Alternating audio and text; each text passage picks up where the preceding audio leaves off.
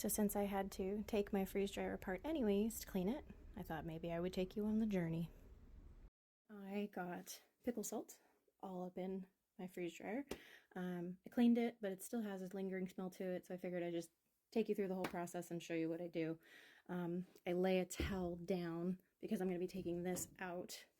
I also have my handy dandy spoon and a handy dandy towel that goes over it because that's what helps me get in all the cracks that you'll see here in a second. So the first thing you're going to do is you're going to take the ring off, like so. That just slides right off. You can put it aside. Next thing you're going to do is you're going to slide your freeze drying compartment out. And this is why I have a towel down, because then it just sits right down. And then, I'll see if you can see it. So there's this plug right here on the back of the freeze dryer that you're going to want to unplug. And I can't do this with one hand, so hold on. And so that just comes unplugged. It's got a little rubber gasket on it. You can just go ahead and throw it aside. This I then take and I prop up like so, because I find, I find that's the easiest. And then what I do, you don't want to use like super harsh chemicals when you're cleaning your freeze dryer. So what I use is I use Simple Green. It's a mix of Simple Green because it's food safe. So like you could literally, it would give you a tummy ache, but you could eat this. So I find that it's safer than normal chemicals. So what I'll do is I'll just spray inside of it, get it wet. I'll usually get the mats wet too. And then again, you don't have to do it this way, but this is just what I find easiest. I take a spoon and I just cover it, and then I get all up in there. I make sure to wipe the trays. I make sure to get the rubber mats. It's really hard to get in there otherwise. But I find that the pointed tip on this gets like up in this part easier. And then I'll just go ahead and turn it to just make sure that I got the other side.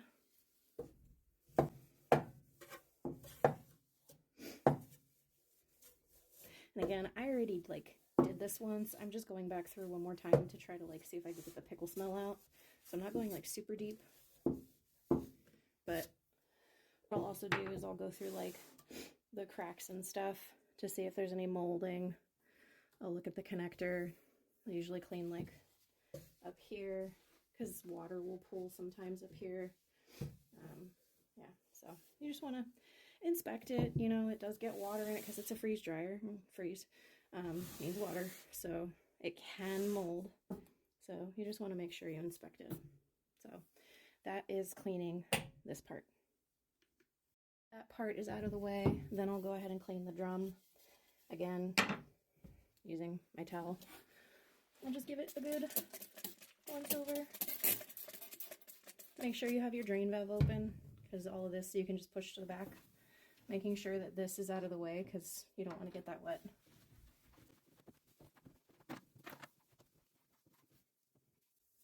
Not too complicated of a process. Some people are a little extra. Back in the back there, there's a drain hole there. So what people will do sometimes is they'll take hot water and they'll pour it down the drain, or they'll stick something down it. I don't get that crazy, but you can do it. Go ahead and put this back.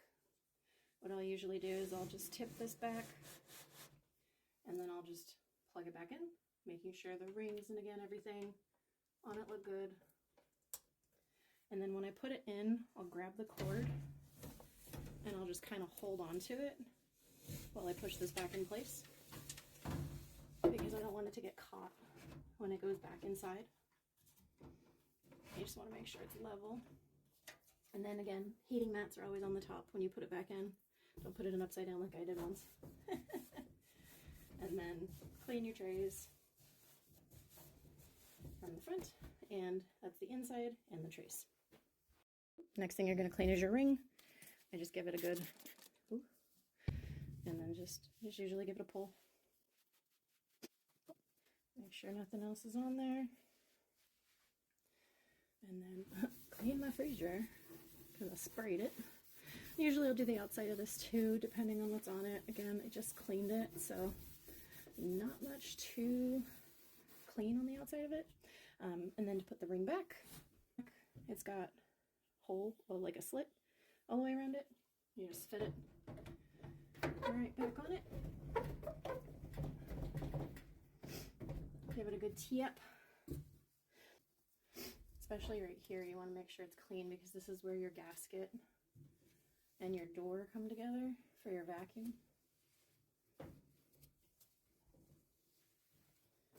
Cool. And then last but not least, the door is the last thing I clean. Not super complicated. They say to use like microfiber towels. I just don't scrub it. Like, I just lightly clean it. You don't have to go crazy on it. But if you do want to clean it, nothing super abrasive. Just a microfiber cloth is fine. Now the outside.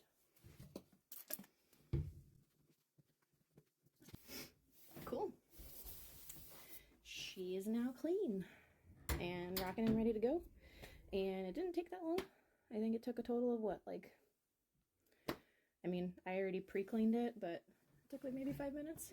As long as you keep it clean and do your maintenance as you go and like don't scumbag it, it's gonna last you. And it doesn't look too bad. She looks pretty, right?